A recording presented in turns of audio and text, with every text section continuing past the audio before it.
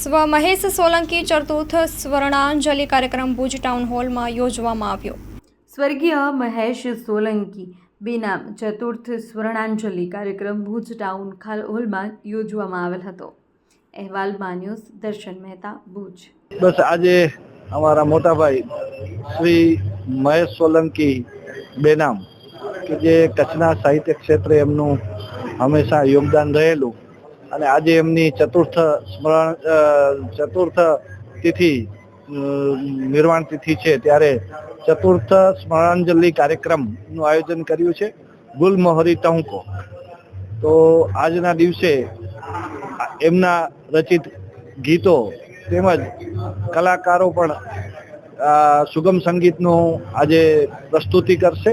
સાથે સાથે કચ્છના સાહિત્ય ક્ષેત્રે જે લોકોનું પ્રદાન છે એવા વિશેષ પ્રતિભાઓનું સન્માનનું પણ આયોજન કરવામાં આવ્યું છે।